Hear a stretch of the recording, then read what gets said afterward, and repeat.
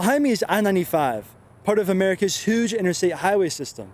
This part behind me is among the last parts to be built, mostly because of Martin County's environmental concerns. When it was built, there was hardly any development nearby, so little that I'm older than nearly all the development on the other side.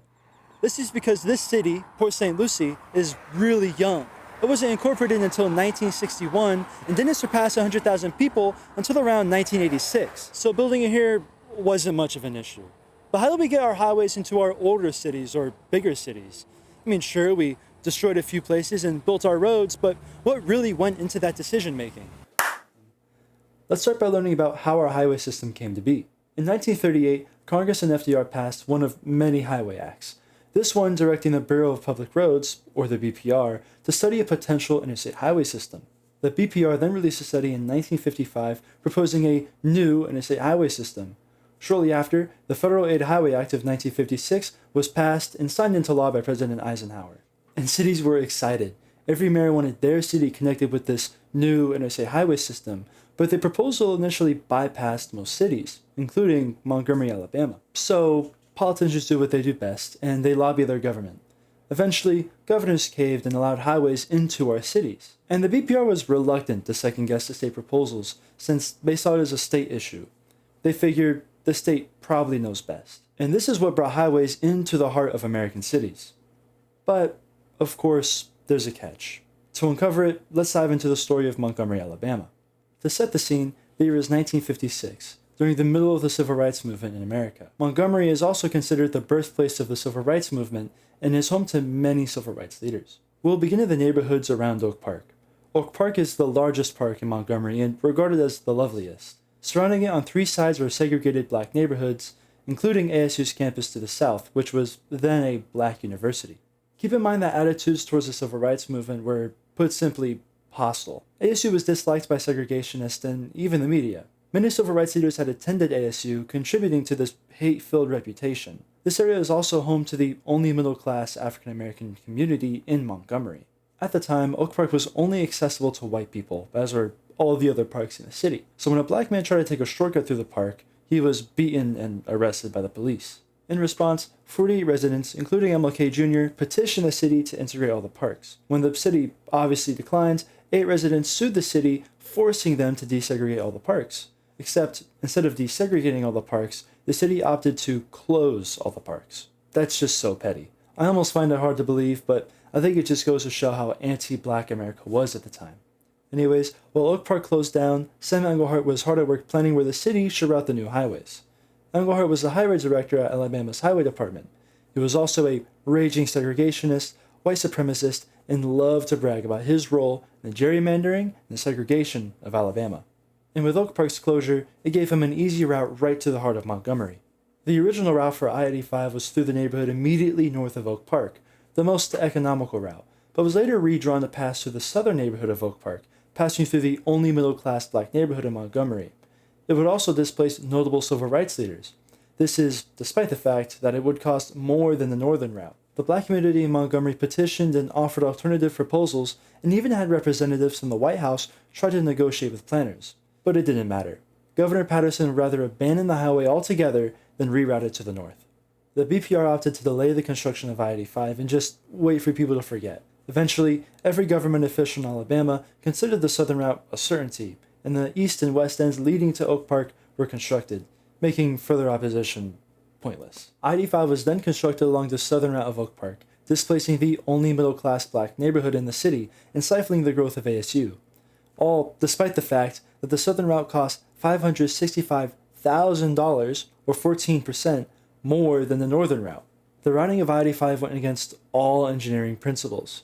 It was political influence by Englehart and Patterson that led to the southern route being constructed. Since there was little public, political, or media support for the black households being affected, there was little that the community could do. And Englehart knew the consequences of building highways through and near residential neighborhoods and strongly opposed any kind of reimbursement for the surrounding properties. Sound and air pollution make these neighborhoods undesirable, polluted, and dirt cheap, which hurts the wealth and quality of life for the black communities living in the area. But that's exactly what he wanted. We also know that building urban highways through cities was really destructive. Many cities nowadays are removing their old highways and redeveloping them back into the city. But to keep it short, I-85 never should have plowed through Montgomery in the first place. The solution wouldn't have been to go with the northern or the middle route through Oak Park. It would have been to go around the city altogether. But this would have been a radical view at the time. And Montgomery is not alone. Cities like Miami, DC, Detroit, Flint, Atlanta, LA, Birmingham, and many other cities endured a similar fate. Black neighborhoods across America were destroyed in the name of urban development because they had little political power and were inexpensive. There was also a movement of urban renewal that hit at about the same time. When the Housing Act of 1949 was passed, it had the noble goal of providing a home to all Americans and triggered a movement of urban renewal. This refers to the redevelopment of deteriorating areas in cities like many central business districts. While it sounds great, urban renewal disproportionately affected Black communities that were consistently denied the resources to improve themselves. To illustrate this, let's dive into the story of Smokey Hollow in Tallahassee, Florida. Smokey Hollow emerged in Tallahassee during the 1890s. It was a segregated Black neighborhood close to the Capitol building, very much in the center of the city. Many of the original residents of Smokey Hollow were former slaves or descendants of former slaves. Most lived in white-owned shotgun houses, many with other families as well. As Tallahassee began to modernize by paving roads and providing public services, Smokey Hollow was ignored, completely skipped over. On top of this investment, when the city needed somewhere to put their waste from all the modernization, they put it in Smokey Hollow. The Cascade landfill, a city electric plant, garbage incinerator, and a manufactured gas plant were all placed in Smokey Hollow. The gas plant in particular released tar, cyanide, and heavy metals into the community. As integration became more widespread, white people started to move away from the city itself and towards the suburbs. This meant that more roadways were needed to accommodate the increase in traffic, and what better place to build a new roadway than right through Smokey Hollow. Sound familiar yet? So Allahatchie Parkway was built, giving drivers a great view of the Florida capital and access straight to the center of the city. But it also cut through the northern portion of Smokey Hollow and gave drivers an unsightly view of Tallahassee's #1 slum. Governor Collins hated this. He wanted to get rid of Smokey Hollow altogether, but the government couldn't just take the land and sell it to private developers. This was forbidden due to the Florida Supreme Court case Adams versus Housing Authority of Daytona Beach. But the government could use eminent domain for public beautification projects. So while Tallahassee had been considering adding green space to the area around the capital for a while now, political pressure and the disdain for Smokey Hollow meant it was finally time. And by 1974, the last of Smokey Hollow was acquired, and with it, the Black community of Tallahassee declined. As for the land, it was still contaminated from the previously operating manufactured gas plant, and it wasn't fully cleaned up until the Cascades Park redesign in 2014. And this is how it appears today, as an actually nice park near the Capitol. All that remains today to remember Smokey Hollow is a commemoration at the very corner of the Cascades Park area. I guess it's better than nothing at all, but if you asked me, it shouldn't have been shoved in the corner, seemingly separated from the rest of the park. Regardless, Smokey Hollow shows us a story of a Black community being disinvested in, purposefully polluted, and blamed for the poor conditions that were forced onto it. When the city demolished Smokey Hollow, it was taking out the city's #1 slum, but it wasn't ever held accountable for creating that slum in the first place. And just like how Montgomery wasn't alone, Smokey Hollow wasn't either. Urban renewal was a nationwide movement that resulted in the removal of Black residents from their communities. When developers were bulldozing neighborhoods, they did it in the name of removing slums and increasing prosperity. But they ignored the fact that the poor communities were ignored by the government and denied the resources to ever improve themselves. These kinds of redevelopment projects don't help the community prosper, they replace the community altogether. 80% of the families displaced during urban renewal were Black. Public housing would replace some of the reurbanized areas, but these were met with little success. What we know today as projects were born during urban renewal, and they concentrated poverty into single areas that became known for low wealth and high crime. I want to now take a step back and revisit something I said earlier when talking about Smokey Hollow. I said, as integration became more widespread, white people started to move away from the city itself and towards the suburbs.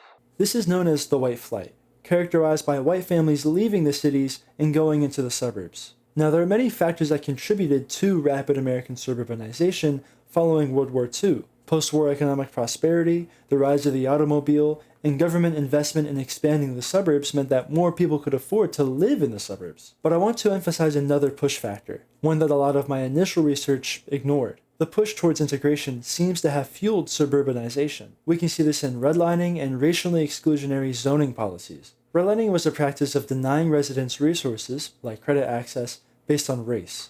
The Homeowners Loan Corporation was created under FDR's New Deal, and it had the goal of helping struggling homeowners refinance the home mortgages during the Great Depression. The HLLC drew maps of hundreds of American cities that categorized neighborhoods based on loan security, but the maps followed entirely racial lines. Black neighborhoods were colored red, meaning the minority families in those neighborhoods couldn't access the financial assistance provided to white Americans. Redlining ended in 1968 when the Fair Housing Act made housing discrimination illegal, but the effects of decades of economic exclusion, neighborhood disinvestment, and the social financial mobility weren't undone.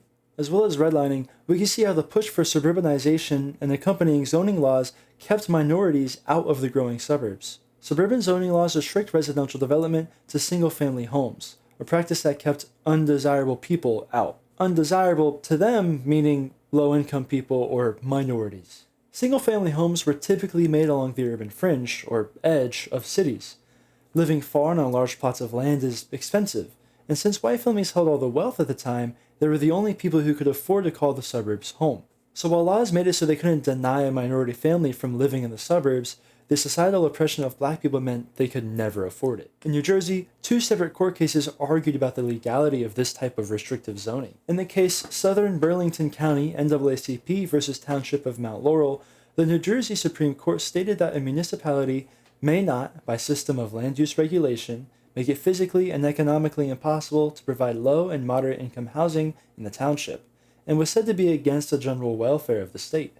Later, another case, Huntington Branch NAACP versus Town of Huntington, determined that the city's refusal to rezone a development for multifamily housing would have a discriminatory effect. Both court cases agree that restrictive zoning discriminates people based on income, which, because of decades of economic exclusion, is also by race. So we see that, at first, redlining was used to separate white families from undesirables within their city. As integration became more widespread in the 1960s, white families reacted by moving away from the urban centers where black families lived and into the suburbs that kept them out on economic grounds.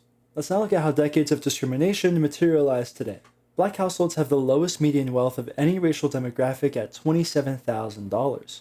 For perspective, white households have a median wealth of $250,000. And while the wealth of every demographic increased over COVID, the gaps between black and white households grew ever larger. We saw something similar in 2008 when a previously shrinking gap began to grow in the aftermath of the recession. This study categorized wealth into 3 tiers, low, mid, and upper, and it found that 55% of black households were in the lowest tier of wealth. Now, if you're wondering how they determine these categories, I'll leave the study, as well as all my other sources, in the description below. Back to the topic though, we see that homes are typically the largest asset in a household. 62% of households in America own their home, but broken down by race, we see that 70% of white households own their home while only 40% of black and 47% of Hispanic households own their own home. This kind of ties back to what I mentioned earlier in this video and the decades of residential discrimination. We can see that even today, black families hold less wealth than any other demographic. This is likely because minority families were denied the wealth-building opportunities white families enjoyed during the mid to late 1900s. Think about it. It's hard to accrue generational wealth when your ancestors couldn't grow wealth during some of the largest economic growth in American history. Today, about 1/4 of black households have no or negative wealth. That's compared to 1/10 of households nationwide. I also want to point out that in these graphs, you'll notice that Asian Americans have a wealth higher than that of white Americans. And there are reasons for this, but I'm not going to get into that here. All I ask is that you don't use Asians as an example for black or Hispanic people of what a good minority is. There are reasons for the difference, and they're not because African or Hispanic Americans are worse than Asian Americans. Now that that's out the way, we can also look at the non-economic inequalities that Americans still face today. Health outcomes in previously redlined areas remain poor. These communities have an increased risk of diabetes, hypertension, and gun-related injury, as well as worsened mental health, self-reported health, COVID outcomes, and even more. Really, I'm barely scratching the surface here. Educational outcomes also remain large between high and low income students.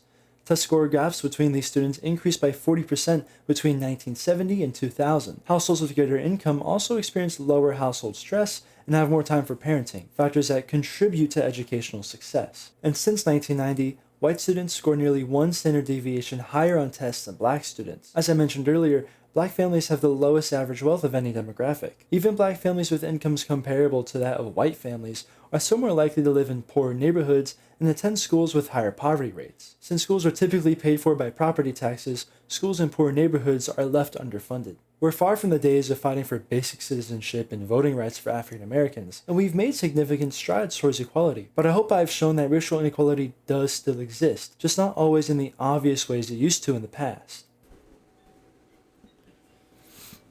Is that long enough? Now, I'm not making this video to simply be pessimistic. Instead, I want to point out how much of an impact our cities have on us. I think it's often understated how the places we live in influence us and our decisions. I don't think anyone would disagree with this, but I don't think it's talked about enough.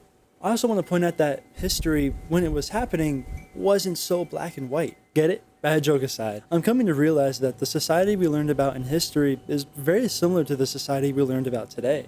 The way people act now is the same way people acted back then, but when we learn about it as good versus bad. And then we forget that we're living through history right now. With that in mind, I think we need to pay greater attention to today's politics and to make sure we're not repeating the same patterns we did in the past, patterns that routinely disadvantage marginalized communities. So when we look at modern infrastructure projects or newer developments, we should pay attention to how these projects may impact possibly underrepresented people. When we fail to do so, we just continue to perpetuate inequality. The examples I brought up in Montgomery and Smokey Hollow, while they had racist attitudes fueling them, they weren't portrayed as, let's kick the minorities out of this neighborhood. Though, let's be honest, it was for some. They were portrayed as, let's build a new highway, let's redevelop this neighborhood, even though they had ramifications considerably larger than that, ramifications that really impacted minorities. And this is the foresight we need to develop when looking at policy today. And step one of not repeating history is knowing about it. That is why I'm making this video. So what's next? To start, fighting income inequality should be our priority. As I've mentioned, racial inequality today takes the form of persistent economic disadvantage. But this isn't to say that racism isn't still persistent in our culture. For one, implicit bias is a real thing. Now, if you're unsure of what implicit bias is, I recommend this TED Talk by Dushal Hackett. A real simple explanation is that we all have internal, subconscious biases that influence our behavior, sometimes in ways that contribute to inequality. This is why implicit bias training is a tool that can be useful in reducing inequality, especially for decision makers and people in power. But back to income inequality, building affordable housing would be a big step in the right direction, except that many cities and residents resist building affordable housing because it brings undesirable people to the neighborhood. Wow, doesn't that sound familiar? Making cities more affordable will reduce inequality in America, and especially given how expensive housing is right now, should be our priority. Policies and regulations that promote income equality and economic mobility are very important. These may be in the form of welfare or assistance programs, or as simple as allowing the use of alternative data, like rental or utility payments, for homebuyers purchasing a home. Either way, policies that put more money into the pockets of middle and low-income people are a step in the right direction. Now, the exact strategies for making a city affordable, pleasant, and human-oriented are complex. I kind of touched on them in my last video, but I'm thinking about making a deep dive video into it next, so I'll save that for later. Once I make it, I'll add it into the end card and into the description. To wrap this video up, I want to leave you with this. The development of American cities and modern infrastructure often work to disadvantage marginalized peoples. Highway development, urban renewal, redlining, and zoning laws all were used to disadvantage African Americans during our lifetime. Many of the consequences of discriminatory practices in our past persist to this day, but development practices mindful of our history and set to resist inequality can serve to reduce them. That's everything for me. Thanks for watching. Alright, well, that is it.